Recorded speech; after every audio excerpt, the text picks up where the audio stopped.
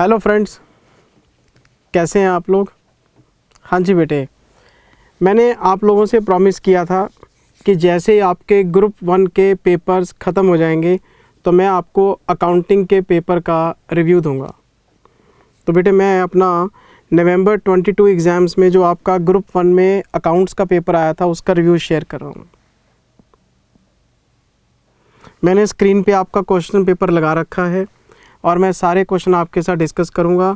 लेकिन मैं इंस्टीट्यूट को बहुत बहुत बधाई देता हूं कि काफ़ी टाइम के बाद इन्होंने कोई ढंग का पेपर बनाया है।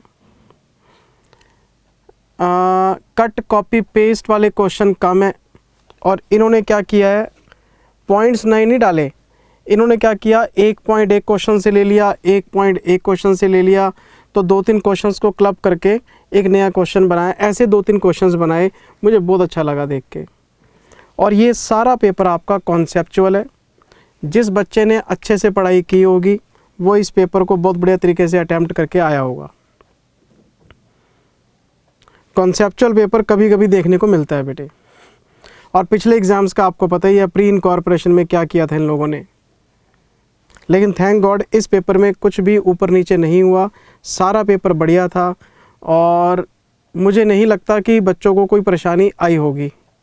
किन बच्चों को, जिन्होंने रट्टा नहीं मारा होगा, जिन्होंने चीज़ों को समझा होगा, उनको कोई परेशानी नहीं हुई होगी। और बेटे देखो, इक्का दुक्का क्वेश्चन तो हर बच्चे को तंग करते ही हैं, कोई 5 नंबर का, कोई 4 नंबर का, इधर उधर से। लेकिन अगर आप मेरे से ओवरऑल पूछेंगे तो ओवरऑल मेरी नज़र में जो पेपर था वो कॉन्सेप्चुअल था, बढ़िया पेपर था। और सीए में अकाउंट्स और टैक्स, ये 2 पेपर तो अच्छे आने ही चाहिए जिस चीज़ का हम डिग्री कोर्स कर रहे हैं। क्या सर, आप तो हमारे जले पे नमक छिड़क रहे हो। मैं ऐसी कोई बात नहीं कर रहा, मैं तो सिर्फ पेपर का रिव्यू दे रहा हूँ आपको।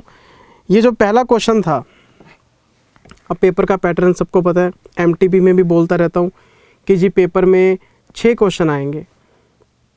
पहला क्वेश्चन कंपलसरी होगा और अकाउंटिंग स्टैंडर्ड में से आएगा। 5-5 नंबर के 4 क्वेश्चन आते हैं हमेशा। 20 नंबर का पेपर कंपलसरी है, हमारे पास कोई दूसरा रास्ता नहीं है। लेकिन आगे के 5 क्वेश्चन में से 4 करने होते हैं तो एक क्वेश्चन की ऑप्शन मिल जाती है। पहला क्वेश्चन कंपलसरी, आगे 5 में से 4, तो टोटल 6 क्वेश्चन आते हैं। 6 में से 5 करने होते हैं, लेकिन पहला कंपलसरी होता है। 20-20 नंबर के 5 क्वेश्चन आपको करके आने हैं। और जो पहला क्वेश्चन कंपलसरी है वो एएस में से आता है। सर एएस में तो मैं आपको पता है चर्चा करता ही नहीं ज़्यादा, तो मैं अकाउंटिंग स्टैंडर्ड के जितने भी पॉइंट्स हैं सर चर्चा ज़्यादा करते नहीं। मतलब अरे पेपर के क्वेश्चंस पे ज़्यादा चर्चा नहीं करता, क्यों? क्लास में हम ऑलरेडी बहुत ज़्यादा चर्चा कर चुके होते हैं। ऐसा कोई क्वेश्चन ही नहीं है जो हमने क्लास में ना किया हो। अकाउंटिंग स्टैंडर्ड का कोई ऐसा पॉइंट नहीं है जो मैंने आपको ना बताया हो। तो पेपर के क्वेश्चन नहीं मैं डिस्कस करता, क्योंकि पेपर में क्वेश्चन एएस वाले रिपीट ही होते हैं। मैं आपको चेक करा देता हूँ। अच्छा, कहीं बच्चा रिव्यू देखने बैठे, कोई नया बच्चा, अरे सर तो एएस ही नहीं डिस्कस करते। अरे एएस में इतने डिस्कस कर लेता हूँ कि क्वेश्चन पेपर में जो एएस है वो डिस्कस नहीं करता, ये कहने का मतलब है। देखो, हर बात के कुछ भी बोलो, उसका मीनिंग कुछ भी निकाला जा सकता है ना। ये देखो आप, ये हमारा पहला क्वेश्चन है जी। ये हमारा पहला क्वेश्चन है, इसका ए पार्ट है। ये पूछा गया बेटे AS2 में से। अच्छा, और ये मैं आपको बता देता हूँ, थोड़ा से क्वेश्चन है जो रिपीट हुए हैं। Question number 37, page number 272। आप इस क्वेश्चन को क्लास बुक में क्वेश्चन नंबर 37 पे देख सकते हैं। कुछ नया नहीं है इसमें। इसमें सिर्फ ये बताना था कि रॉ मटेरियल की वैल्यूएशन कैसे होगी। और आपको मैंने क्लास में बताया हुआ है कि रॉ मटेरियल की वैल्यूएशन फिनिश्ड गुड्स की वैल्यूएशन पे डिपेंड करती है। क्यों? क्योंकि रॉ मटेरियल होता है हेल्ड फॉर कंजम्पशन। जब रॉ मटेरियल को हमने बेचना ही नहीं तो हम इसका मार्केट प्राइस क्यों चेक करें और क्यों वैल्यूएशन करें? हमने तो रॉ मटेरियल को कंज्यूम करना होता है, और कंज्यूम करके क्या बनता है? Finished good. तो पहले चेक करो कि फिनिश्ड गुड्स की वैल्यूएशन कैसी हो रही है। अगर आपका फिनिश्ड प्रोडक्ट कॉस्ट पे वैल्यू हो रहा है, इसका मतलब फिनिश्ड गुड्स में कोई लॉस नहीं है, तो उसके किसी एलिमेंट में भी लॉस नहीं होगा। तो रॉ मटेरियल की वैल्यूएशन डायरेक्टली कॉस्ट पे कर देते हैं। और अगर फिनिश्ड गुड्स की वैल्यूएशन होती है NRV पे बिलो कॉस्ट, तो यहाँ पे घंटी बज जाती है कि भाई फिनिश्ड गुड्स नुकसान में हैं, तो उसके जितने एलिमेंट्स हैं वो रिकवर नहीं हो रहे आपको, तो रॉ मटेरियल पे वैल्यूएशन प्रिंसिपल लगा देते हैं, कॉस्ट और NRV which ever is lower. और अगर NRV ना हो तो रिप्लेसमेंट कॉस्ट ले लेते हैं। रिप्लेसमेंट कॉस्ट को हम NRV की जगह इस्तेमाल करते हैं कि अगर हम इस मटेरियल की जगह नया मटेरियल लेके आए तो कितने में मिलेगा, तो वो NRV ही है सर। वो एक तरह से आप उसकी रिप्लेसमेंट वैल्यू का मतलब मार्केट वैल्यू, ये बताना था।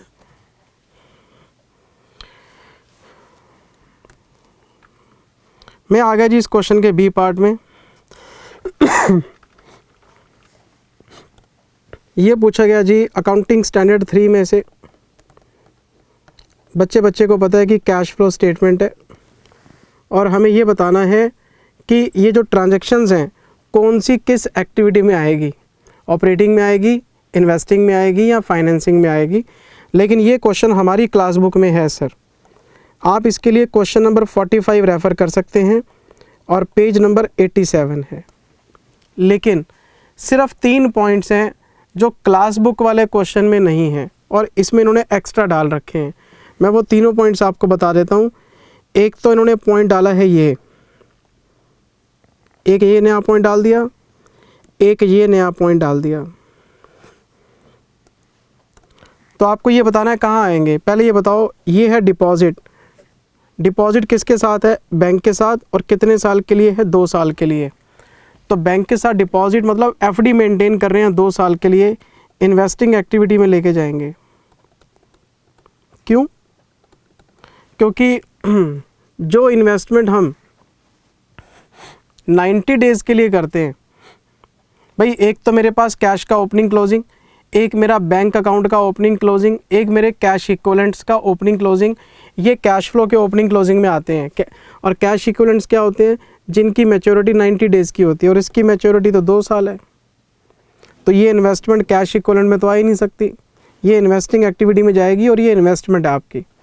और ये जो हाईली लिक्विड मार्केटेबल सिक्योरिटीज़ हैं, ये तो बच्चे को पता है कि ये तो कैश इक्विवेलेंट में जाएगा। और कैश इक्विवेलेंट कहाँ जाते हैं? कैश फ्लो के ओपनिंग क्लोजिंग में जाते हैं। तो एक इन्वेस्टिंग में जाना है, एक आपका कैश इक्विवेलेंट में जाना है।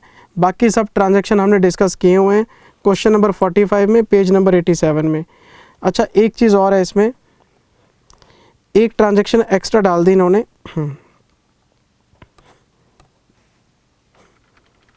ये रही, और वो है issue of bonus shares.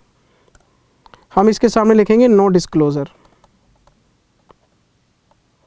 No disclosure क्यों? क्योंकि ये नॉन कैश एक्टिविटी है। जब कोई कंपनी बोनस इशू करती है तो एंट्री पास होती है reserve and surplus account debit to equity share capital, capital increase होती है। गलती से भी फाइनेंसिंग में मत लिखाना। क्यों? Cash flow statement is the summary of cash and bank. तो अगर किसी एंट्री में कैश आ नहीं रहा, जा नहीं रहा, बैंक बैलेंस आ नहीं रहे, जा नहीं रहे, वो नॉन कैश एंट्री है, उसको कहीं डिस्क्लोज नहीं करते हम। तो जब हम बोनस शेयर्स को इशू करने की बात कर रहे हैं तो ये नॉन कैश है, ये कैश फ्लो में कहीं नहीं आएगा। और ये बात मैंने बताई हुई है क्वेश्चन नंबर 34 में, पॉइंट सारे डिस्कस किए हुए हैं हमने। बस बाकी सारे पॉइंट्स तो हमारे क्लास बुक वाले क्वेश्चन में है ही। अच्छा, आपका जो क्लास बुक में क्वेश्चन नंबर 45 है, बाकी सारे ट्रांजैक्शन वहीं से उठाए हैं इन्होंने। 1-2 पॉइंट नए डाल दिए, वो हमने डिस्कस कर लिए, वो तो बच्चे को देख के पता लग ही जाएगा।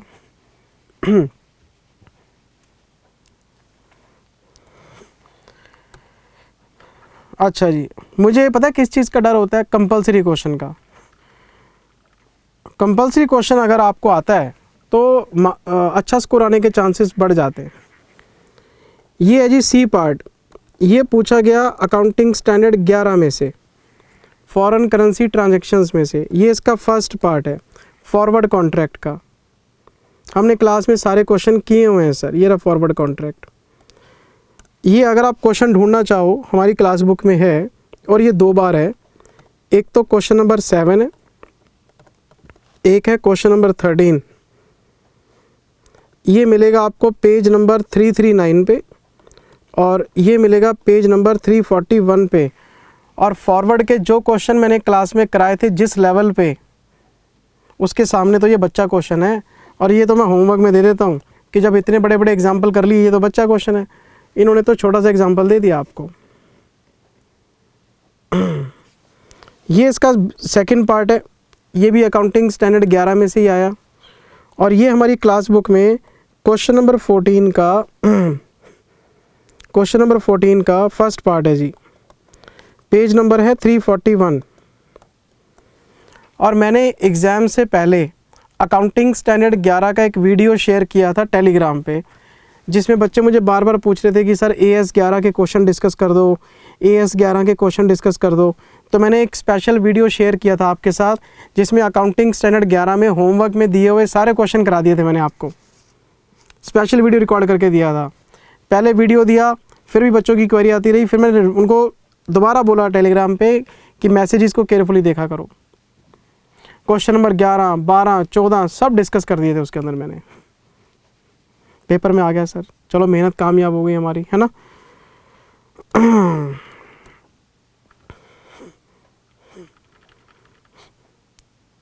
ये हमारा डी पार्ट है जी। ये तो खैर हंसने वाला क्वेश्चन है, मैं अपनी क्लास बुक का कोई रेफरेंस दूंगा ही नहीं इसमें। ये अकाउंटिंग स्टैंडर्ड 13 इन्वेस्टमेंट में से पूछा गया। किस चीज़ में से? वैल्यूएशन में से। वैल्यूएशन ऑफ इन्वेस्टमेंट का क्या रूल पता नहीं आपको? बच्चे को पता है। अगर इन्वेस्टमेंट आपके शॉर्ट टर्म है, शॉर्ट टर्म का दूसरा नाम करंट इन्वेस्टमेंट, तीसरा नाम टेम्परेरी इन्वेस्टमेंट। अगर आपके शॉर्ट टर्म इन्वेस्टमेंट्स हैं तो कॉस्ट और NRV which ever is lower. और मैंने रीज़न भी बताया था कि शॉर्ट टर्म इन्वेस्टमेंट्स को आने वाले 12 महीने में आपने बेचना है, तो as a matter of prudence अगर आपको लगता है कि फ्यूचर में कोई लॉस होगा तो अभी राइट ऑफ कर लो।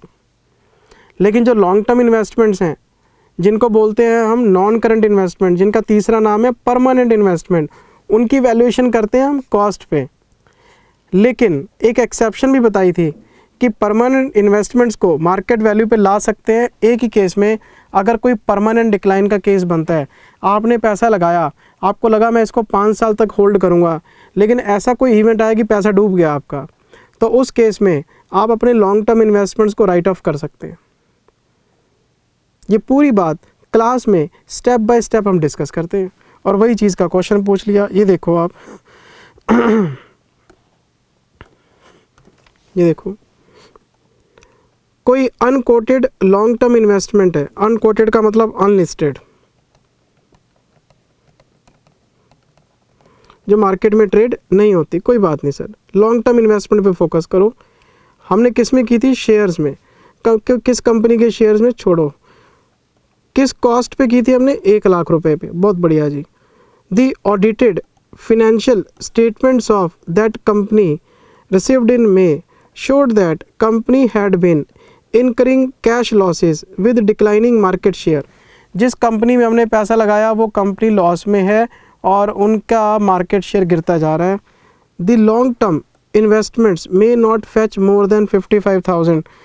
तो अब हमें क्या करना चाहिए? हमें 1 लाख को 55,000 पे वैल्यू कर देना चाहिए और 45,000 रुपये को वैल्यूएशन लॉस मान के प्रॉफिट एंड लॉस में राइट ऑफ कर देना चाहिए। तो पहले आप AS 13 का लॉन्ग टर्म इन्वेस्टमेंट्स का वैल्यूएशन प्रिंसिपल लिखेंगे, फिर आप लिखेंगे कि in the given case there is a permanent decline because company is incurring losses on regular basis, so we should write off our long term investment from 1 lakh rupees to 55,000 which is current market value and ₹45,000 should be written off in profit and loss account. That is the final answer. ये मेरे बताने लायक चीज़ें हैं बेटे। आपके चेहरे पे तो मुस्कुराहट आनी चाहिए कि सर बढ़िया है। तो मुझे तो नहीं लगता कि अकाउंटिंग स्टैंडर्ड का पहला क्वेश्चन देख के कोई डिसअपॉइंटमेंट किसी बच्चे को होनी चाहिए। कंडीशन एक है,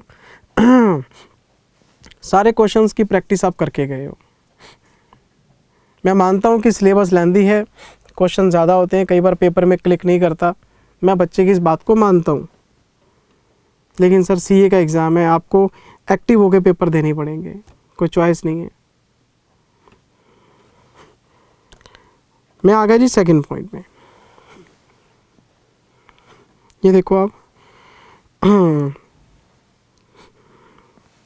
वैसे ये जो सेकंड पार्ट है ये रिक्लासिफिकेशन का है, मैं आपको बता देता हूँ। इस कंपनी ने एक इन्वेस्टमेंट की है कब, 1 दिसंबर को 5 लाख रुपए की, 4000 शेयर खरीदे, किस प्राइस पे, 125 पे। तो 4000 इंटू 125 वाकई में 5 लाख के बनते हैं भाई, क्वेश्चन ठीक कह रहे हैं। With an intention to hold it for not more than 6 months, तो घंटी बज जानी चाहिए कि 6 महीने से ज़्यादा होल्ड नहीं करूँगा, इसका मतलब करंट इन्वेस्टमेंट है, शॉर्ट टर्म इन्वेस्टमेंट है।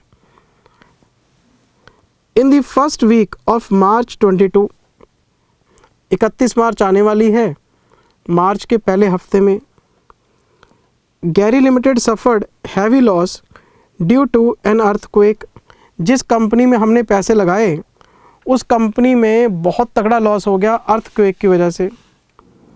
The loss was not covered by insurance policy, और उसके पास इंश्योरेंस पॉलिसी भी नहीं है। मतलब मैंने जिस कंपनी के शेयर खरीदे उस कंपनी को लॉस हो गया अर्थक्वेक की वजह से और इंश्योरेंस है नहीं।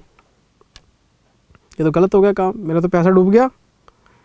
मैंने जिस कंपनी के शेयर खरीदे वो कंपनी तो डूब गई, अर्थक्वेक के कारण उनको बहुत लॉस हो गया और नालायकों ने इंश्योरेंस भी नहीं करवा रखा। 31 March 22 the shares of Gary limited were trading at a price of 80 per share on the stock exchange. लो जी, 80 इंटू 4000, 3,20,000, तो 5 लाख और 320, विच एवर इज लोअर, 320। मैं तो सोच रहा था कहीं करंट को लॉन्ग टर्म में लेके जाएगा रिक्लासिफिकेशन, ये तो क्वेश्चन ही आसान निकला। करंट इन्वेस्टमेंट है, 80 रुपये का शेयर रह गया, खरीदा था 125 रुपये का, which ever is lower 80 rupees, तो 320, और बाकी का जो 1,80,000 रुपये इसको वैल्यूएशन लॉस मान के P&L में राइट ऑफ कर देंगे। मुझे तो लगता है आपने कर लिया होगा ये क्वेश्चन। मैंने तो क्लास बुक के क्वेश्चन की रेफरेंस भी नहीं दी, ये तो एग्जाम्पल बेस्ड क्वेश्चन निकला।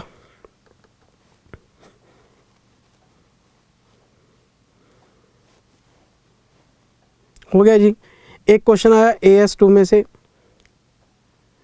एक तो क्वेश्चन पूछा इन्होंने AS2 में से, एक पूछा AS3 में से, एक पूछा 11 में से और एक पूछा इन्होंने 13 में से। ये सर पहला क्वेश्चन था, ये तो फर्स्ट क्वेश्चन था। मैं आ गया क्वेश्चन नंबर 2A में, 10 मार्क्स का क्वेश्चन है जी, और ये क्वेश्चन है इंश्योरेंस क्लेम का। ये क्वेश्चन है इंश्योरेंस क्लेम का। इसमें एक भी ऐसा पॉइंट नहीं है जो मैंने क्लास में आपको ना बताया और आपने प्रैक्टिस ना कर रखी हो। ये देखिए, सबसे पहली बात, आग लगी कब है? आग लगी है जी 28 सितंबर 2022 को। ये लॉस ऑफ प्रॉफिट का क्वेश्चन नहीं है, ये लॉस ऑफ स्टॉक का क्वेश्चन है। लॉस ऑफ स्टॉक में क्या करते हैं, सबसे पहले बनाते हैं ट्रेडिंग प्रीवियस ईयर का GP रेशो निकाल लेते हैं, और फिर हम बनाते हैं memorandum trading closing stock balancing figure निकाल लेते हैं। फिर उस क्लोजिंग स्टॉक का कंपैरिजन करते हैं इंश्योर्ड स्टॉक के साथ। अगर क्लोजिंग स्टॉक ज़्यादा है, इंश्योर्ड वैल्यू कम है, तो फिर एवरेज क्लॉज लगा के आंसर। यही तो था, 2-3 स्टेप्स ही तो होते हैं, और क्या होता है उसमें। और वही हुआ, 28 सितंबर 2022 बता रहे हैं हमें, तो 1/4/2022 से लेके 28 सितंबर 2022 ये हमारा करंट ईयर। इसका मतलब ये हुआ कि 1/4/2021 से लेके 31 मार्च 2022 ये हमारा प्रीवियस ईयर है।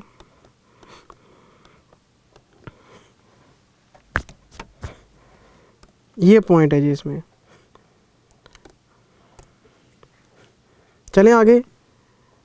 ये जो फर्म है इनके पास इंश्योरेंस पॉलिसी है 5 लाख रुपए की। इंश्योरेंस पॉलिसी 5 लाख की है, और ये हमें सालवेज बता रहे हैं 62,500 का। एवरेज क्लॉज लगाना है, ठीक है जी। सालवेज भी पता लग गया, इंश्योर्ड वैल्यू पता लग गई। आगे चलते हैं। 1/4/21, 31 मार्च 22, 31 मार्च 22, 31 मार्च 22, ये चारों की चारों इंफॉर्मेशन आपकी प्रीवियस ईयर की हैं। इससे हम जीपी रेशो निकाल लेंगे।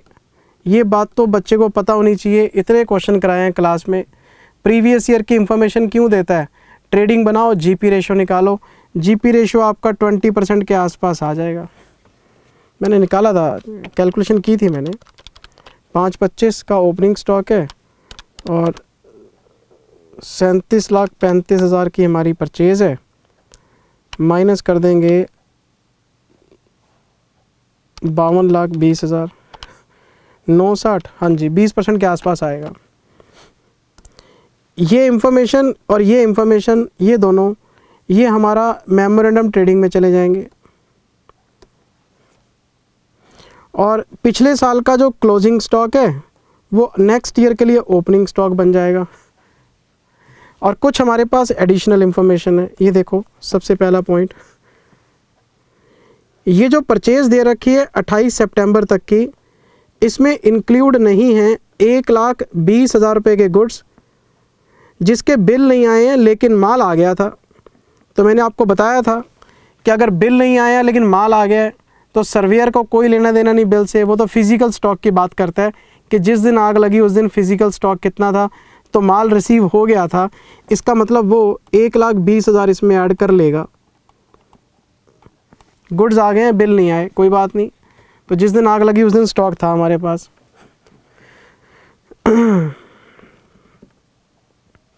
फिर हमारे पास ये सेकंड पॉइंट है, ये भी किया हुआ है आपने।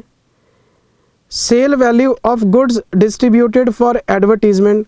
अब एडवर्टीजमेंट तो आपका सेलिंग एक्सपेंस है, वो ट्रेडिंग में तो आता नहीं, वो तो P&L में जाना चाहिए। और ये हमें क्या बता रहे हैं? Sales value. तो अगर ये 90,000 रुपये सेल्स वैल्यू है तो इसमें से 20% का पहले जीपी माइनस करो, 18,000। तो इसकी कॉस्ट कितनी बनती है? 72,000। तो माइनस कर देंगे 72,000। परचेज़ में से माइनस करके P&L में डेबिट कर लेंगे और एंट्री डाल देंगे advertisement account debit to purchases. Single entry भी पढ़ा हुआ है आपने, ऐसे पॉइंट्स तो हमने बहुत किए हैं। मैं आ गया तीसरे पॉइंट में। देखो क्वेश्चन थर्ड पॉइंट में क्या कहता है जी? Sales up to 28 September include 90,000 rupees for which the goods had not been dispatched. ये क्या कोई पहली बार पढ़ रहे हैं कि गुड्स डिस्पैच नहीं हुए? नहीं डिस्पैच हुए तो फिर सेल माइनस करो, सेल ज़्यादा दिखा रखी है आपने। जब सेल कम करेंगे closing stock automatically balancing figure बढ़ेगा। जब गुड्स आपके डिस्पैच ही नहीं हुए तो आप सेल कैसे बुक कर सकते हो?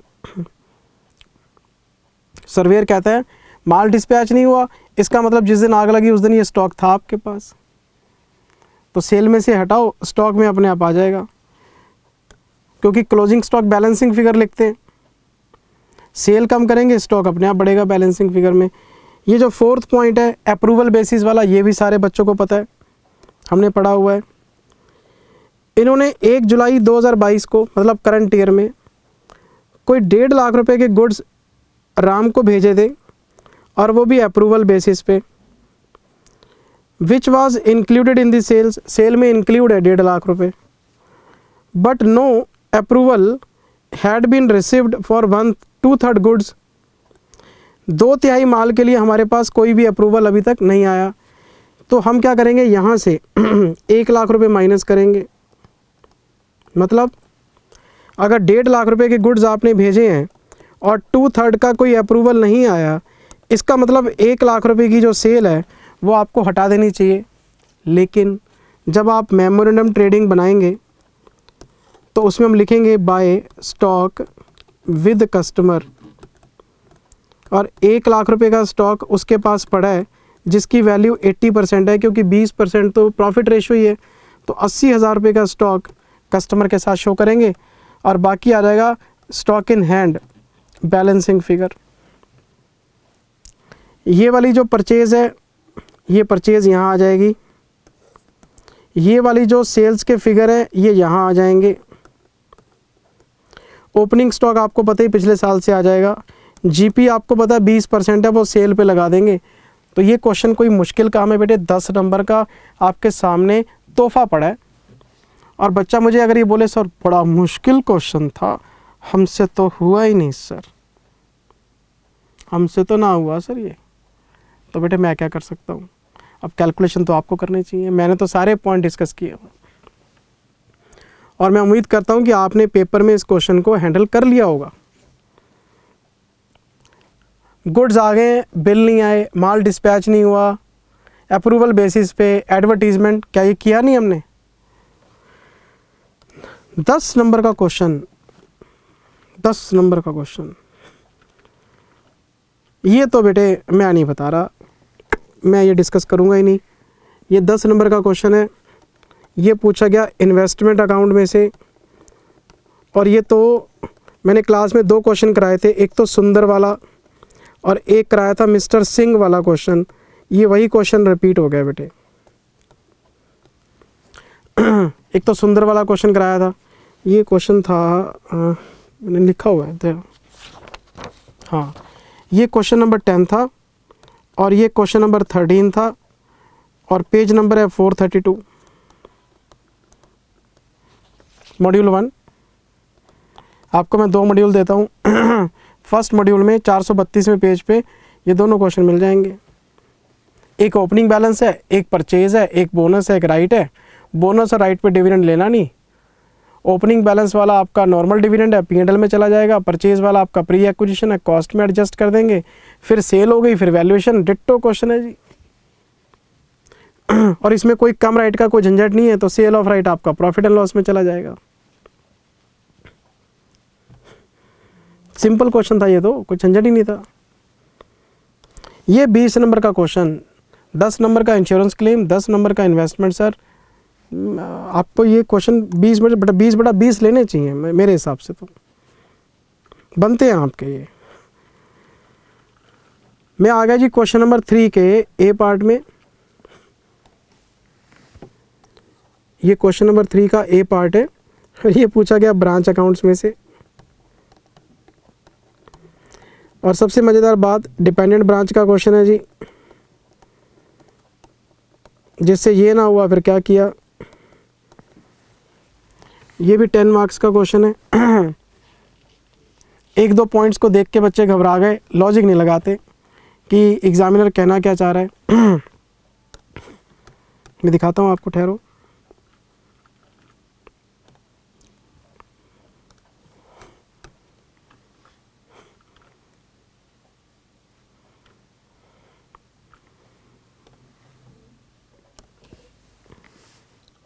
You are required to prepare the branch stock account, branch debtors account, branch adjustment account, branch profit and loss account, और स्टॉक एंड डेटर के हिसाब से बनाने हैं।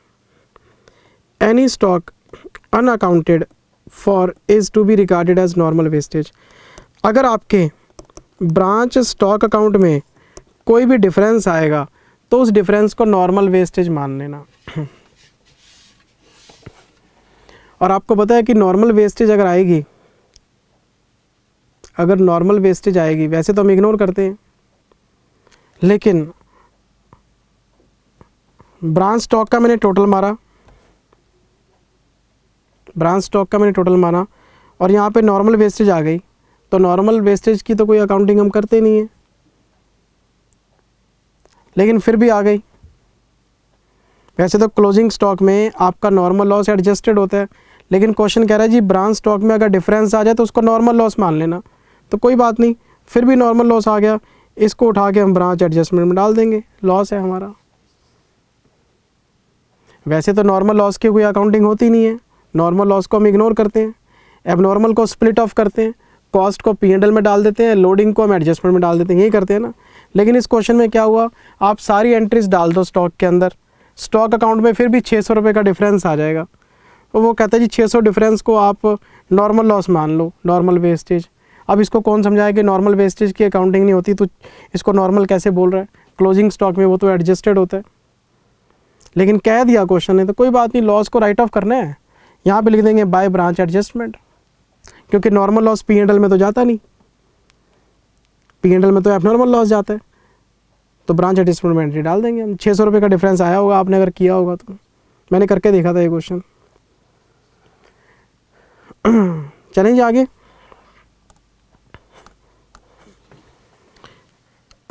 इसमें बेटे क्या था, कॉस्ट में 60% ऐड करना है। अगर कॉस्ट हमारी 100 है, प्रॉफिट हमारा 60 है, तो इनवॉइस प्राइस बन गया 160। तो सारा क्वेश्चन 60/160 पे चलेगा। अब इस क्वेश्चन में अगर आप देखें तो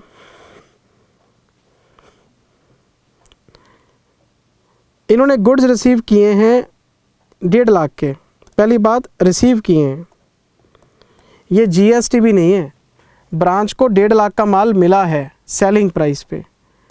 अगर आपको जीएसटी भी निकालना है तो एक पॉइंट पढ़ना पड़ेगा, और लिखा हुआ था ये कि कंसाइनमेंट है एक, जो ब्रांच को भेजी गई थी 27 मार्च को, और वो सेलिंग प्राइस पे थी 1800 रुपये, लेकिन उसको मिली नहीं, वो मिली है 5 अप्रैल को, और ये अभी तक स्टॉक में नहीं आया। तो कोई बात नहीं, तो ये हम 1800 रुपये इसमें ऐड करेंगे, और जो जीएसटी भी है वो जीएसटी भी हम 1,51,800 मानेंगे। हमने एक ऐसा क्वेश्चन किया हुआ है, क्वेश्चन नंबर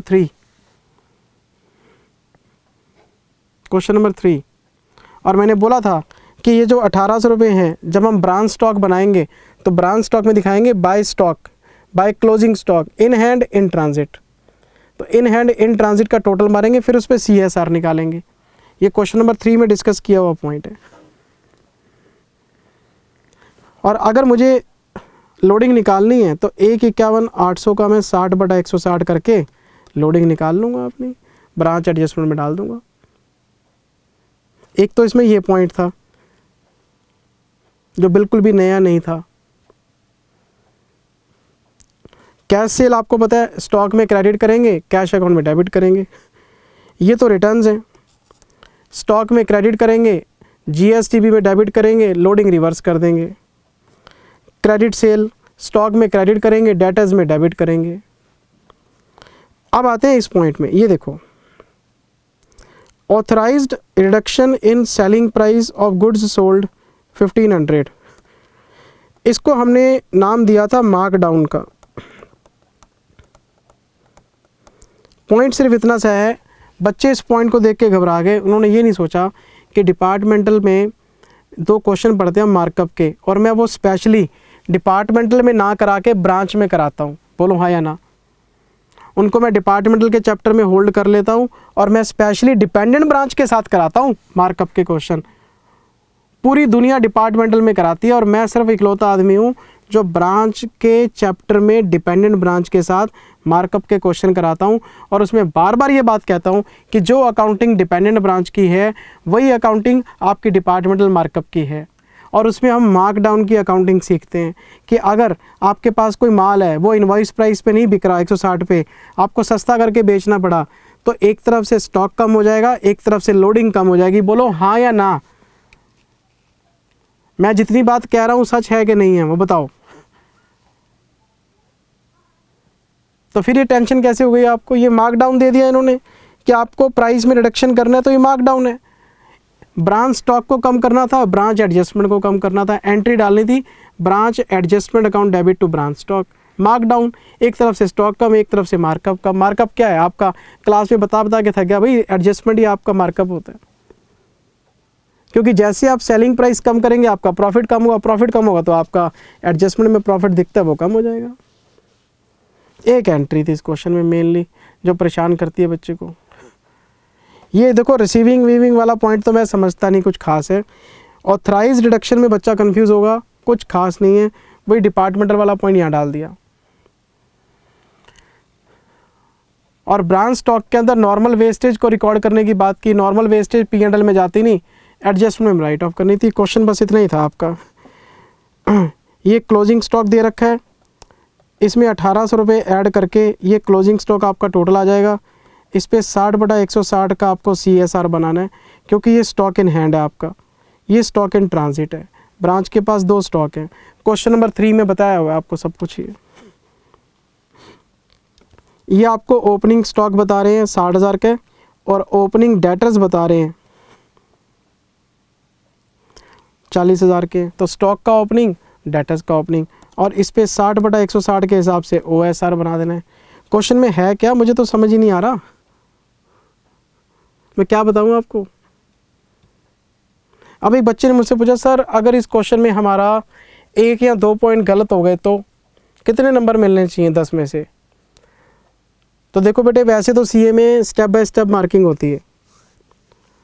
तो अगर क्वेश्चन ने 5 अकाउंट मांगे हैं, 10 नंबर का क्वेश्चन है, तो सारे अकाउंट 2-2 नंबर के हो गए। तो जो अकाउंट ठीक होगा उसके नंबर मिल जाएंगे आपको, जो अकाउंट गलत होगा उसके नंबर कट जाएंगे आपके।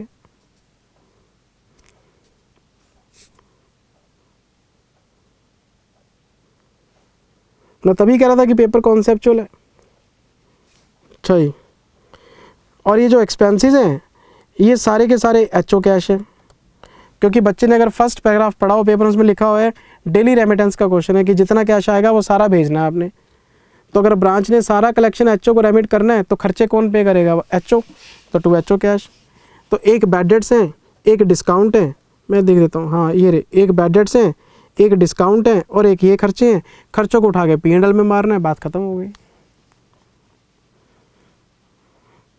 भी मान लो मैं ब्रांच स्टॉक अकाउंट बनाता हूँ, सबसे पहले लिखूंगा ओपनिंग स्टॉक, फिर लिखूंगा GSTB। तो इसमें 1800 रुपये प्लस किए हैं। ये हमारा क्लोजिंग स्टॉक है, इसमें भी मैंने 1800 प्लस किए हैं। ये मेरा GSTB रिटर्न्स हो गया, दे रखा है क्वेश्चन में। सेल होगी, एक कैश और एक क्रेडिट, यही है, और तो कुछ है नहीं। मैंने इसका लगाया टोटल। तो यहाँ पे जो डिफरेंस आ गया वो नॉर्मल वेस्टेज है, उसको ब्रांच एडजस्टमेंट में राइट ऑफ कर देंगे हम। ये क्वेश्चन है आपका। डेटर्स अकाउंट में कोई प्रॉब्लम नहीं, opening balance, credit sale, collection, bad debts, discount, by balance CD।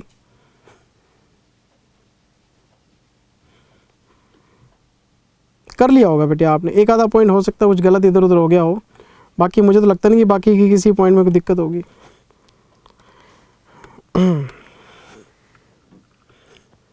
लो जी, मैं आ गया इसके बी पार्ट में। ये पार्ट पूछा गया सिंगल एंट्री सिस्टम में से, सिंगल एंट्री सिस्टम। और सबसे बड़ी मज़े की बात, CCM का क्वेश्चन है, घंटी बज जानी चाहिए। कैपिटल कंपैरिजन मेथड का क्वेश्चन है, और आपको पता है कैपिटल कंपैरिजन मेथड में हम क्या बनाते हैं? सिर्फ SOA, statement of affair, opening statement of affair, opening capital, closing statement of affair, closing capital, drawings डालते ही प्रॉफिट बाहर आ जाता है। तो ये क्वेश्चन वो पूछा गया। बस इस क्वेश्चन में एक पासबुक का पंगा डाल दिया इन्होंने। आपको पासबुक के ट्रांजैक्शंस को काउंट करके बैंक अकाउंट का बैलेंस निकालना था, बस एक। नहीं समझा अभी तक?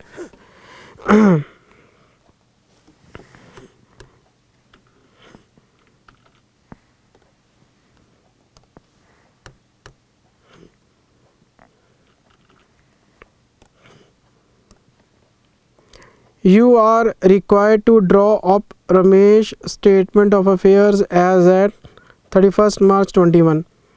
एक तो आपको बनाना है मार्च 21 का, एक आपको बनाना है मार्च 22 का SOA।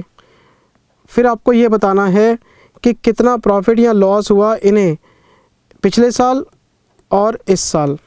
मतलब आपको 2 साल के प्रॉफिट और लॉस निकाल के दिखाने हैं, 2021 का अलग, 21-22 का अलग। तो सबसे पहले हम बात करते हैं 31 मार्च 2021 की।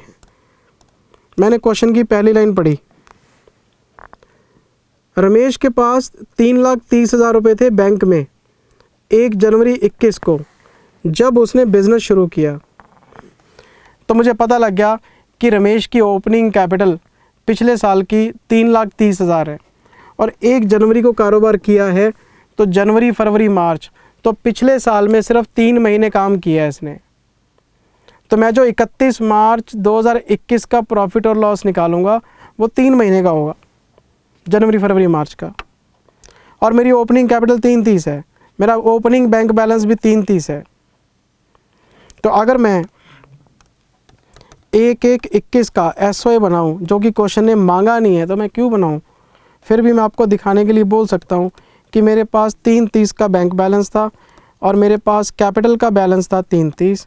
ये मेरा ओपनिंग SOA है जब मैंने बिज़नेस शुरू किया था। लेकिन मुझे क्वेश्चन क्या कह रहा है? 31 मार्च 21 का SOA बनाओ। मैं रफ में बना देता हूँ, मैं तो पेपर का रिव्यू दे रहा हूँ सर, मैं कौन सा क्वेश्चन सॉल्व करा रहा हूँ। ये देखो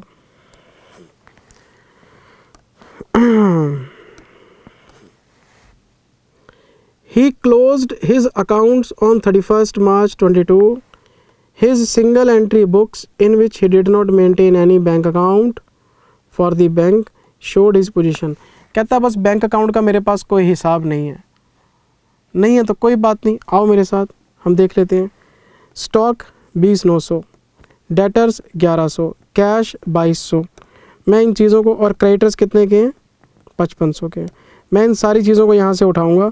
20,900, 1100, 2200, 20,900, 1100, 2200, 5500।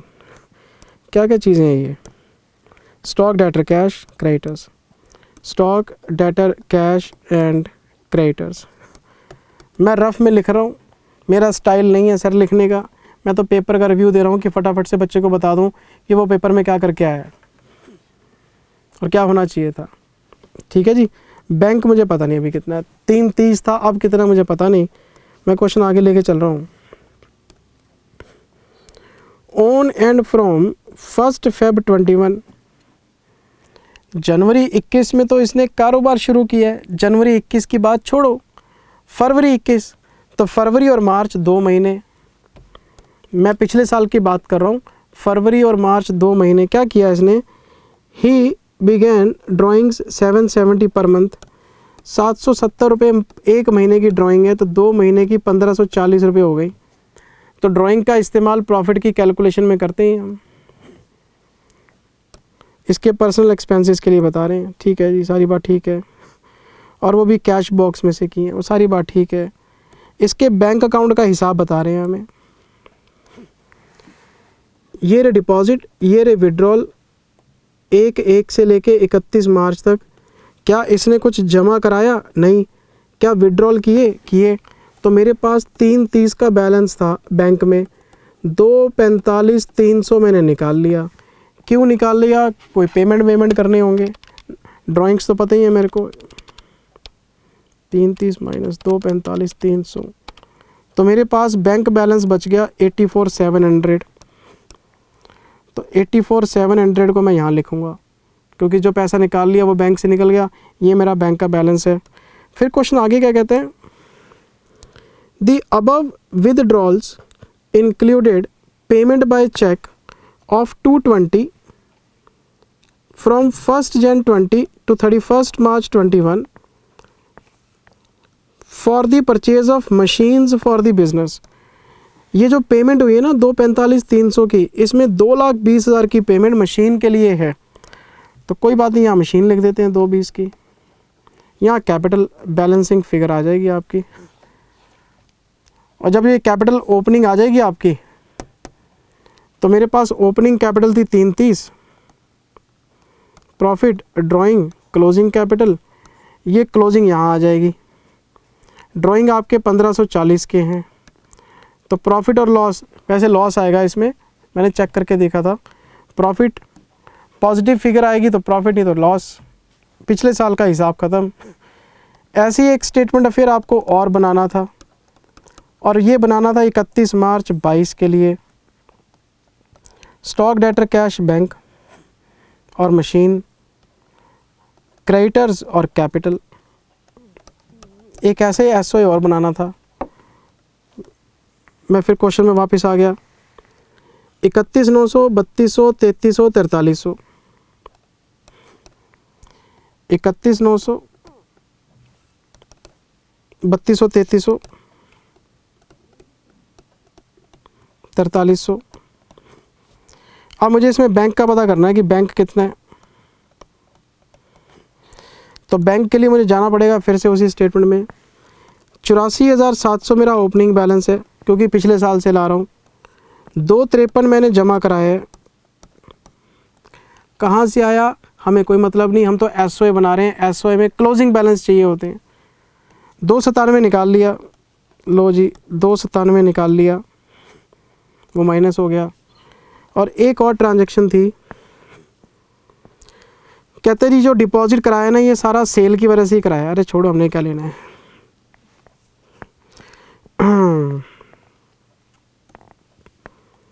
One customer Suresh had directly deposited a cheque 2700।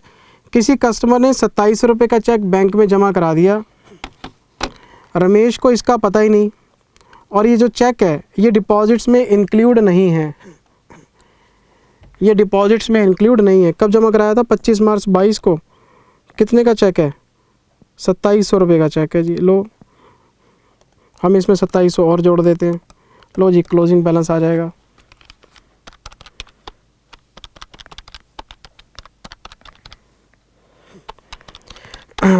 $43,400। इसको आप ले जाओ यहाँ, मशीन आपकी 280 की हो जाएगी। 280 की कैसे हो गई? ये देखो, 66,000 की मशीन इन्होंने इस साल में खरीदी, 220 की पहले खरीदी, 66 की, 286 की हो गई है।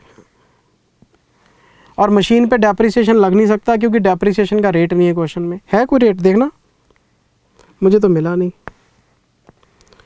अगर कोई रेट नहीं है तो हम डेप्रिसिएशन नहीं लगाएंगे। देखो नहीं है जी, बस कैपिटल निकाल लो, बैलेंसिंग फिगर आ जाएगी। फिर अब ये वाली कैपिटल ओपनिंग बन जाएगी, क्लोजिंग आपकी यहाँ से आ जाएगी। प्रॉफिट बैलेंसिंग फिगर है, ड्राइंग्स 770 × 12 क्योंकि मंथली ड्राइंग है। अब पूरा साल हो गया। ये क्वेश्चन पूछा था इन्होंने।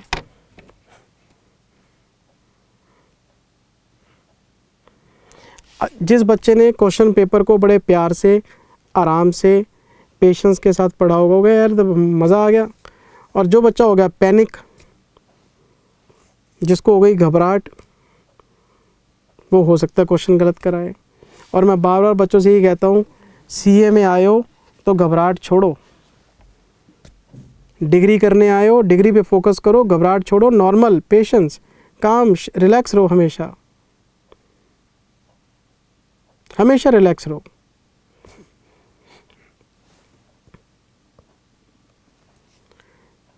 इंसान भगवान से बार बार ये बात कहता था, नीचे आ, मेरा जीवन जी के देख, देख मैं कितने कष्ट में हूँ। तू भगवान है, तेरे को क्या पता कि इंसान को कितनी तकलीफ़ होती है। भगवान राम के रूप में आए, नारायण के रूप में नहीं आए, भगवान राम के रूप में नर बन के आए। वही वो जंगलों में रहे, वही जंगलों में रहे, पक्का मकान नहीं है, ऊपर घास की झोंपड़ी, संयमपूर्ण जीवन, बिल्कुल रिलैक्स मोड में उन्होंने दिखाया, एग्जाम्पल बनाया भगवान ने कि मेरे को इतनी मुसीबतें आई लाइफ में। पहले गुरुकुल में पढ़े, गुरुकुल में फैसिलिटी नहीं होती। जब बड़े हो के राजा बनने वाले थे तब वनवास हो गया, वापस आने वाले थे रावण से युद्ध हो गया, वापस आए तो मैया को छोड़ना पड़ा पब्लिक के प्रेशर में क्योंकि राजा थे। जब बच्चे वापस मिले तो पत्नी छूट गई। पूरा जीवन देखो आप कष्टों से भरा हुआ था, लेकिन वो हमेशा शांत रहे। अब कहने वाले ये कहते हैं वो तो भगवान थे इसलिए बर्दाश्त करके, नहीं, एग्जाम्पल तो सेट किया, फिर तो इंसान कैसे कोई जीने नहीं देगा किसी को। रिलैक्स, कुछ नहीं, हम ना तो कुछ लेके आए हैं ना कुछ लेके जाना है।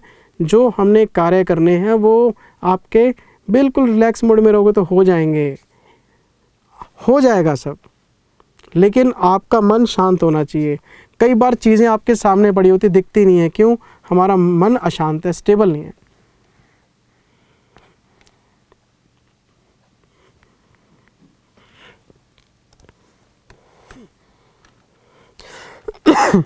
ये बेटे क्वेश्चन नंबर 4 आया सीधा ही 20 नंबर का, और ये पूछा है नालायकों ने कंपनी फाइनल अकाउंट्स में से। और मैंने कंपनी फाइनल अकाउंट की प्रैक्टिस पहले तो क्लास में कराई, फिर आपको मैंने आरटीपीस दिए, और हर आरटीपी का पहला क्वेश्चन कंपनी फाइनल अकाउंट का। और मैंने कंपनी फाइनल अकाउंट का क्वेश्चन हर आरटीपी में कराया है।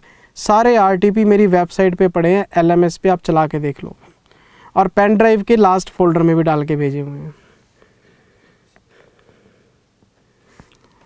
अब इसमें अगर किसी बच्चे ने क्वेश्चन पढ़ा हो, वो मेरी बात से सहमत होगा। डेबिट और क्रेडिट आपको दे रखे हैं, ट्रायल बैलेंस बना हुआ है, डेबिट दो चीज़ों के होते हैं, या तो एक्सपेंसेस के या एसेट्स के। क्रेडिट दो ही चीज़ों के होते हैं, या तो इनकम्स के या लायबिलिटीज़ के। तो आपने छंटनी करनी है बस कि कौन सा एसेट है, कौन सा एक्सपेंस है, कौन सी लायबिलिटी है, कौन सी इनकम है। ज़्यादा से ज़्यादा एडिशनल इंफॉर्मेशन को एडजस्ट करना पड़ सकता है, और मुझे लगता है कि जिस फॉर्मेट में मैं क्वेश्चन कराता हूँ उस फॉर्मेट में आपने कर लिया होगा। मुझे इस पूरे क्वेश्चन में एक भी आइटम परेशान करने वाला नज़र नहीं आया।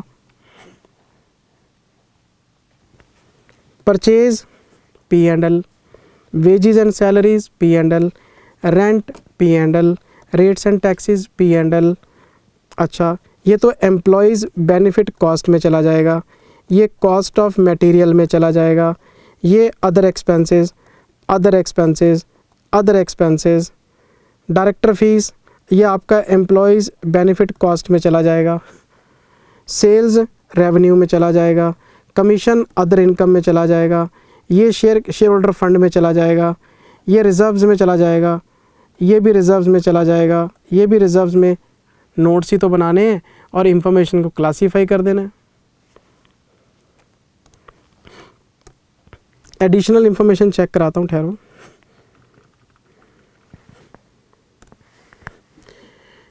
ये रही जी बैड डेट्स, और ये रहा मेरे पास प्रोविज़न फॉर डाउटफुल डेट्स।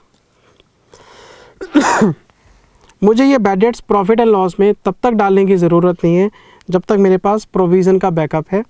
अगर मेरे पास बैड डेट्स हैं 38,500 के और मेरे पास प्रोविज़न बना हुआ है 25,000 का, तो मैं प्रॉफिट एंड लॉस में सिर्फ 13,500 रुपये ही डालूँगा, और ये अदर एक्सपेंस में चला जाएगा। और अगर कुछ नया प्रोविज़न बनाना है, क्वेश्चन आपको कहता है, तो एडिशनल इंफॉर्मेशन में पढ़ के बना देंगे हम। ये देखो आप, मैं आपको सारे इंफॉर्मेशन चेक कराता हूँ। Make a provision 5% on debtors, तो डेटर्स का क्लोजिंग बैलेंस लेना है, उसका 5% करना है और एंट्री पास कर देनी है P&L account debit to provision for doubtful debts, और नया प्रोविज़न क्रिएट हो जाएगा। 13,500 रुपये तो बैड डेट्स में डाल देंगे और बाकी प्रोविज़न नया बना लेंगे। तो बैड डेट्स भी आपके अदर एक्सपेंस में जाने और प्रोविज़न भी आपका अदर एक्सपेंस में जाना है, अलग अलग लिखेंगे लेकिन दोनों को। आप एडिशनल इंफॉर्मेशन चेक करो। 20,000 का रेंट, 1,56,500 के वेजेस आउटस्टैंडिंग है, तो इसकी क्या एंट्री बनती है? Expense account debit to outstanding expense. Wages बढ़ेंगी, आउटस्टैंडिंग वेजेस आ जाएंगी। एक तरफ P&L में खर्चा बढ़ेगा, एक तरफ बैलेंस शीट में आ जाएगा, करंट लायबिलिटीज़ में। रेंट बढ़ा दो, आउटस्टैंडिंग रेंट बैलेंस शीट में दिखा दो। ये डेप्रिसिएशन हो गया। ये क्लोजिंग स्टॉक दो जगह जाएगा, P&L में चेंजेस इन इन्वेंट्रीज़ में और उधर बैलेंस शीट में करंट असेट्स में। टैक्स का प्रोविज़न बनाना है, A-B PBT का 25% प्रोविज़न फॉर टैक्स, और फिर बैलेंस शीट में हम करंट टैक्स दिखा देंगे। 1 लाख रुपए GR में डालने हैं, तो जब आपका P&L का नेट प्रॉफिट आ जाएगा तो नेट प्रॉफिट को हम रिजर्व वाले वर्किंग नोट में लेके जाएंगे, वहाँ से 1 लाख माइनस करके GR में जोड़ देंगे। अब ये जो टर्म लोन है उसमें से 17 लाख रुपए आपने अगले साल देने हैं, तो 17 लाख रुपए की जो इंस्टॉलमेंट अगले साल देनी है वो करंट लायबिलिटी है, बाकी का लोन नॉन करंट लायबिलिटी में दिखा देंगे। एक शॉर्ट टर्म बोरिंग में आ जाएगा, एक लॉन्ग टर्म बोरिंग में आ जाएगा। और शेड्यूल 3 में मैंने आपको अमेंडमेंट्स की क्लास दी हुई है, अभी पेपरों से पहले दी थी टेलीग्राम पे। उसमें बोला था कि अगर कोई लोन की इंस्टॉलमेंट आपको अगले साल देनी है तो वो शॉर्ट टर्म बोरिंग में आ जाएगा। अभी तो अमेंडमेंट की क्लास दी थी आपको। ये रहा क्वेश्चन। अच्छा, ये डेटर्स हैं जो 6 महीने से ज़्यादा, तो डेटर्स का ब्रेकअप दिखाना है। Outstanding not more than 6 months, more than 6 month. ये क्वेश्चन पूछा है इन्होंने, 20 नंबर का क्वेश्चन है सर, 20 नंबर का। अगर ट्रायल बैलेंस पे आपकी पकड़ है, क्योंकि ट्रायल बैलेंस टैली करके दिया हुआ है, बस एडजस्टमेंट का डबल एंट्री इफेक्ट लेना था, बैलेंस शीट कैसे मैच नहीं होगी। और शेड्यूल 3 में प्रेजेंटेशन आपको पता ही है सारे फॉर्मेट्स। हर RTP का पहला क्वेश्चन फाइनल अकाउंट्स, और मैंने इसीलिए प्रैक्टिस करा रखी है। ये बच्चा कहता नहीं जी आपने कराई नहीं, आप तो प्रमोशन कर रहे हो सर, हमने तो देखी नहीं। तो इसीलिए मैंने अपनी वेबसाइट पे CA praveenjindal.com पे LMS का सेक्शन बनाया है। RTP MTP के सारे वीडियोस ओपन कर दिए हैं सबके लिए, आप देख लो कि क्या कराया और क्या नहीं कराया आपको। ध्यान में रखना, बच्चे की जिम्मेदारी है। मैं हमेशा क्लास में ये बात कहता हूँ कि पेपर बच्चे ने देने हैं तो ध्यान में बच्चे को रखना पड़ेगा। हम लोगों का कुछ नहीं जाता, हम तो पढ़ा के आगे, अगला बैच तैयार है अगला बैच तैयार है। इसलिए फोकस फोकस फोकस। जिन बच्चों ने पेपर अभी नहीं दिए हैं और वो रिव्यू देख रहे हैं, मैं उनसे भी अपील करता हूँ, प्लीज़ पढ़ाई में कॉम्प्रोमाइज़ ना करें, क्योंकि जिस एज में आप हैं और जो एनर्जी है, जो माइंड की शार्पनेस आपके पास आज है, वो कल नहीं रहेगी। मैं भी आपकी एज में से निकल के गया हूँ और जो ब्रेन की शार्पनेस मैंने तब फील की थी वो आज फील नहीं करता। आज मैं एक्सपीरियंस होल्डर हूँ, मेरा एक्सपीरियंस बढ़ गया, कुछ चीज़ें मैं एक्सपीरियंस से मैच कर लेता हूँ। लेकिन अगर आप आग वाली बात बोलो ना, एनर्जी वाली, शार्प माइंडेड, तो जैसे जैसे आपकी एज बढ़ेगी वो चीज़ कम होती जाएगी। प्लीज़ आप अपने टाइम का बेस्ट यूटिलाइजेशन करें, अपने करियर पे फोकस करें, अपनी लाइफ बनाएं, अपने पेरेंट्स को प्राउड फील कराएं। जिस दिन बच्चा कामयाब हो जाता है उस दिन माँ बाप की आंखें खुशी के आंसुओं से भर जाती हैं, और जब बच्चा कामयाब नहीं होता वही पेरेंट्स दुख में डूबे रहते हैं। तो हमने उनको दुख देना ही क्यों है, हम तो पेरेंट्स को सुख देंगे, ये सोच के पढ़ेंगे, इनको प्राउड फील कराएंगे। बच्चा कामयाब, माँ बाप की लाइफ 10 साल बढ़ जाती है। अच्छा जी, ये बात मैं नहीं मानता था, आप भी नहीं मानेंगे। जब तक ये बातें समझ में आती हैं तब तक आदमी की उम्र हो चुकी होती नहीं। अच्छा जी, आगे चलते हैं। ये तो बेटे डिबेंचर्स का क्वेश्चन है, तो क्वेश्चन रिपीट कर दिया इन्होंने। रिडम्पशन ऑफ डिबेंचर्स का क्वेश्चन है ये क्लास बुक का क्वेश्चन नंबर 17 है, पेज नंबर 12 है, मॉड्यूल 2, 12 नंबर का क्वेश्चन। उत्तरी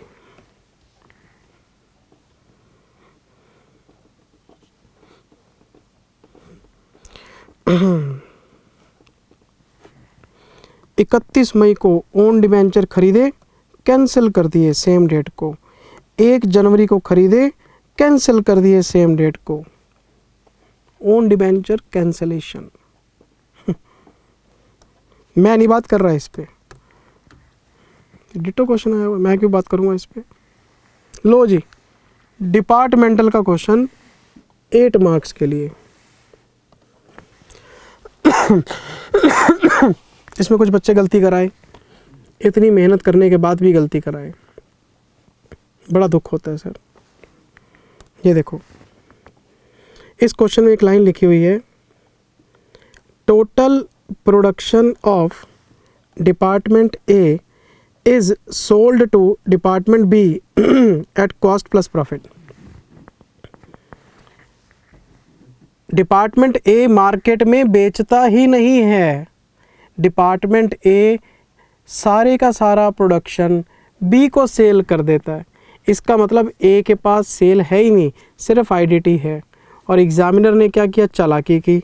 ये रहा डिपार्टमेंट ए, चेक कराता हूँ, ठहरो। बच्चा समझ ही नहीं पाया बात को, वो उसकी होशियारी नहीं पकड़ पाया। ये रहा डिपार्टमेंट ए और ये रही इसकी सेल, तो घंटी बज जानी चाहिए कि डिपार्टमेंट ए तो बी को सेल करता है, इसका मतलब ये तो आईडीटी है 1550 की। और क्वेश्चन में अगर ए के लिए सेल है तो बी के लिए क्या हुआ, परचेज, और लिखा भी हुआ है includes purchases from department A. ये जो 2290 है इसमें 1550 ऑलरेडी इंक्लूड है, लिखा हुआ है, लेकिन उसने छुपा लिया। आप घबरा गए, आईडीटी तो है नहीं। ये क्या कर दिया आपने।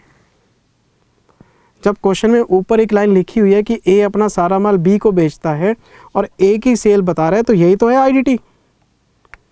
और ये उसकी मतलब आईडीटी की एंट्री अलग से दिखाने की ज़रूरत नहीं थी, आपको परचेज और सेल उसमें आईडीटी ऑलरेडी इंक्लूड है आपका।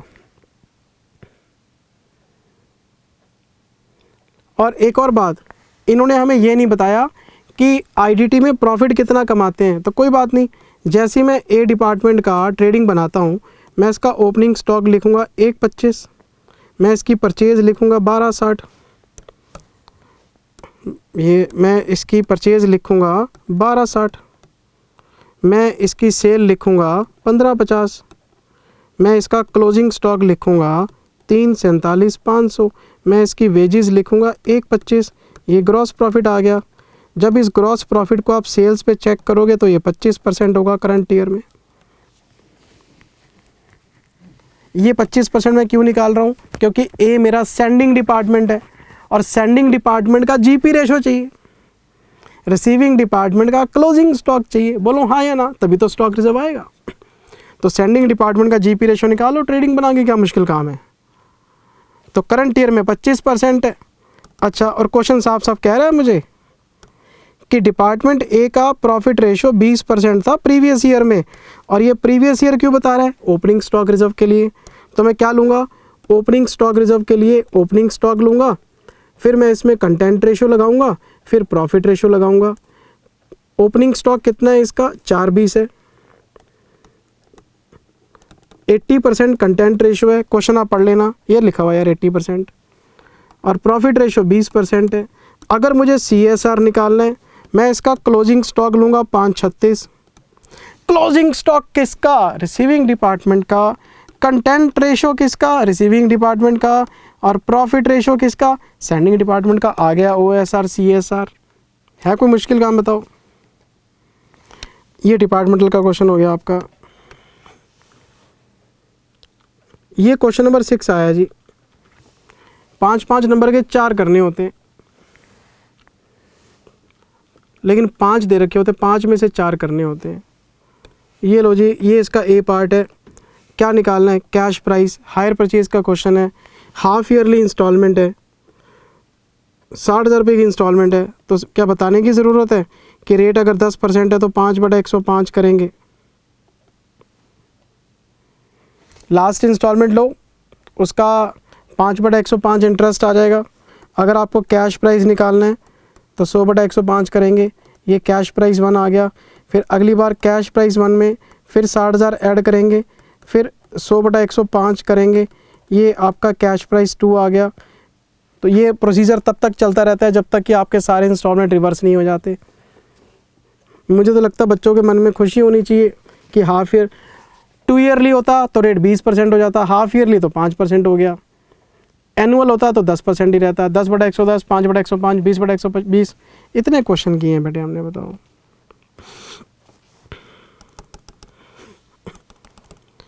ये इसका बी पार्ट है, ये इसका बी पार्ट है। ये वैसे 11वीं कक्षा का छात्र भी कर सकता है इसको, और ना करना हो ये ध्यान से ना देखें तो फाइनल के स्टूडेंट से ना हो। इसमें करना क्या था, इस क्वेश्चन में इन्होंने एसेट्स बताए हैं 12 लाख के, लाइबिलिटीज़ बताई हैं 3 लाख की, और इक्विटी बताई है 9 लाख की। अगर मान लो मैं बैलेंस शीट बनाता हूँ तो मेरे पास एसेट्स हैं 12 लाख के, लाइबिलिटीज़ हैं 3 लाख की, और इक्विटी कैपिटल प्लस रिजर्व वो 9 लाख के। टोटल टैली हो गया। अब इन्होंने कुछ इवेंट्स दिए मुझे। ये मुझे कहते हैं, ये करंट ईयर के इवेंट्स दे रहे हैं आपको। पहली entry, liability of 50,000 was finally settled at a discount of 2%। Liability debit 50,000 रुपये, टू बैंक 49,000 क्योंकि 2% का डिस्काउंट मिल गया, तो टू P&L 1,000। अब मुझे बताओ कि ये जो लाइबिलिटीज़ मेरे पास 3 लाख की थी, इसमें से 50,000 कम हो गए। मेरे पास जो एसेट्स थे 12 लाख के, इसमें से 49,000 कम हो गए, और मेरे पास जो इक्विटी थी 9 लाख की, उसमें 1,000 रुपये प्लस हो गए। भाई लाइबिलिटी कम हो गई, कैश कम हो गया तो एसेट्स कम हो गए, प्रॉफिट कमा लिया तो इक्विटी बढ़ गई। इस तरह से हर ट्रांजैक्शन के बाद आपको ये बताना है कि रिवाइज्ड स्टेटस क्या है। तो 2.5 लाख रुपए की लाइबिलिटीज़ रह गई हैं, 11,51,000 रुपये के एसेट्स रह गए हैं और 9,01,000 रुपये की इक्विटी है। आप चेक करके देखें क्या आपकी बैलेंस शीट अभी भी टैली है। आपका आंसर आएगा यस, क्योंकि डबल एंट्री सिस्टम है। तो आपको हर एंट्री के बाद यहाँ पे प्लस माइनस करके दिखाना है कि एसेट्स, लायबिलिटीज़ और इक्विटी में क्या चेंजेस आ रहे हैं हर एंट्री के बाद।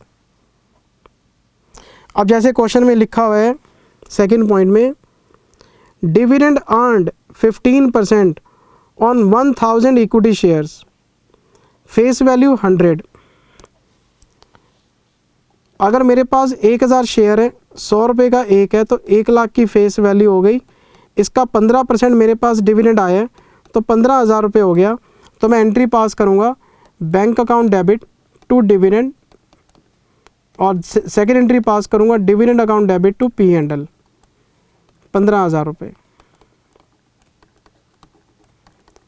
इसका क्या इफेक्ट हुआ, मेरे जो एसेट्स हैं वो 15,000 से बढ़ जाएंगे। मान लो मैंने डिविडेंड रिसीव नहीं करा, आपको बंदा अड़ जाए, सर अर्न किया रिसीव नहीं किया, तो कोई बात नहीं, रिसीवेबल शो करोगे तो भी एसेट्स में जुड़ेंगे। 15,000 रुपये का डिविडेंड आ गया, 15,000 रुपये की आपकी इक्विटी बढ़ गई। अब रिवाइज करके देखो क्या बैलेंस शीट टैली हो रही है, हो जाएगी जी।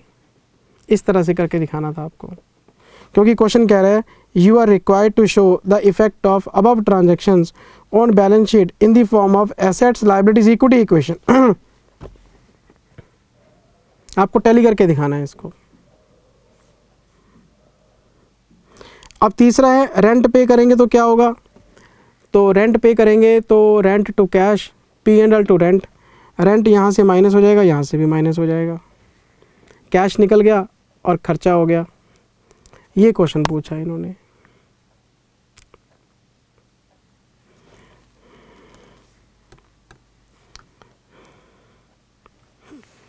ये सी पार्ट है जी। ये पूछा इन्होंने रिडम्पशन ऑफ PSC। मैं किसी भी क्लास बुक का रेफरेंस नहीं दे रहा क्योंकि देने लायक है ही नहीं। इसमें कॉल्स इन एरियर दे रखे हैं आपको, और हमने क्लास में डिस्कस किया था कि जो कॉल्स इन एरियर हैं जितने शेयर्स पे हैं उन शेयर्स को रोक लो, क्योंकि वो डिफ़ॉल्टर्स हैं, उनको रिडीम नहीं करना, बाकी को रिडीम कर दो। जब तक इनकी फ़ाइनल कॉल नहीं आ जाती तब तक इनको पैसा वापस नहीं करना, क्योंकि हो सकता है कि शेयर फॉरफिट हो जाए, पैसा वापस करना ही ना पड़े। तो प्रेफरेंस शेयर की फेस वैल्यू कितनी है, 100 रुपये, और जो कॉल्स इन एरियर हैं ये हमें बता रहे हैं 1000 शेयर्स पे है, तो 1000 शेयर्स हैं तो ये बनते हैं 1 लाख रुपये। 20,000 की कॉल्स इन एरियर है तो पेड अप कैपिटल बनती है 80,000 रुपये। ये बैलेंस शीट में पड़े रहेंगे। तो मेरे पास जो 10 लाख की कैपिटल है, मैं इसमें से 1 लाख रोक लेता हूँ, बाकी के 9 लाख को मैं रिडीम कर दूँगा। मैं इसका न्यू इशू करूँगा या CRR बनाऊँगा। ये बात क्या क्लास में डिस्कस करी नहीं हमने। ये कॉल्स इन एरियर 20,000 है। क्वेश्चन कह रहा है 100 रुपये का एक शेयर है फेस वैल्यू में और 1000 शेयर हैं, तो 9 लाख रुपए की कैपिटल रिडीम करनी है, तो सारा क्वेश्चन 9 लाख पे बनेगा आपका। और जो आपके कॉल्स इन एरियर वाले शेयर हैं ये पड़े रहेंगे जब तक पैसा नहीं आएगा। अगर ये अपना पैसा दे देंगे तो फिर इस पे भी हम सेक्शन 55 की जो बाकी की रिक्वायरमेंट है पूरी कर लेंगे। ये तो सर कंपनी फाइनल अकाउंट में से आया। इस बार तो कंपनी फाइनल अकाउंट में से 25 नंबर का पेपर आया, 25 नंबर का। 20 नंबर का तो पूरा क्वेश्चन दे दिया, ये 5 नंबर का इफेक्टिव कैपिटल वाला क्वेश्चन दे दिया। जब कोई कंपनी अच्छी तरह से प्रॉफिट नहीं कमा रही होती और रेम्यूनरेशन ठीक तरीके से नहीं निकल पा रहा होता, तो फिर हम इफेक्टिव कैपिटल निकालते हैं और इफेक्टिव कैपिटल के केस वाला रेम्यूनरेशन लागू कर देते हैं, क्योंकि वो स्लैब आपको पता है कि इतनी कैपिटल है तो इतना रेम्यूनरेशन। तो इफेक्टिव कैपिटल का फॉर्मेट लगाना है इसके अंदर।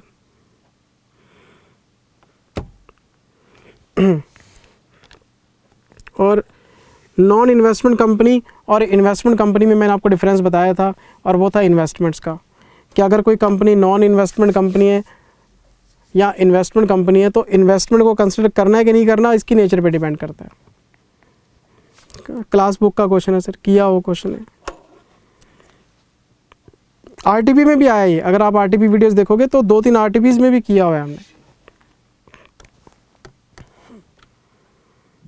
ये तो सर बच्चों ने छोड़ दिया होगा, थ्योरी वाला क्वेश्चन है, एएस के एडवांटेज बताओ। तो एएस के एडवांटेज बताने वाली क्या बात है, अकाउंटिंग पॉलिसी यूनिफॉर्म हो जाती हैं, एंटिटीज़ का कंपैरिजन पॉसिबल हो पाता है। अगर सारी कंपनीज एएस लगाएंगी तो उनके फिनेंशियल स्टेटमेंट यूनिफॉर्म हो जाएंगे, कंपेयर करना आसान हो जाएगा। एक ही इंडस्ट्री में दो कंपनीज़ को कंपेयर करना या डिफरेंट इंडस्ट्रीज़ को कंपेयर करना तभी पॉसिबल है जब उनकी रिपोर्टिंग सिमिलर रूल्स के हिसाब से हो रही है। तो वो क्लास बुक में पहला चैप्टर नहीं दे रखा एएस पे, उसमें से पूछ लिया इन्होंने। वैसे आमतौर पे आता नहीं है, पर मुझे लगता है बच्चों ने इसको छोड़ दिया होगा, 4 प्रैक्टिकल क्वेश्चन कर लिए होंगे। ये आपका पूरा पेपर है सर। अब मुझे नहीं पता कौन सा बच्चा कैसे अटैम्प्ट करके आया है। मैंने अपनी तरफ से आपको पेपर का ऑनेस्ट रिव्यू दे दिया है, जो पॉइंट्स थे वो सारे आपको चेक करा दिए हैं। अब आप देख लो कि आप क्या करके आए हैं और कितने मार्क्स आपके बनते हैं। ठीक है जी, सेकेंड ग्रुप का पेपर होगा, उसका भी रिव्यू शेयर करूँगा आपके साथ। Thank you very much, take care, bye bye, love you all, bye bye.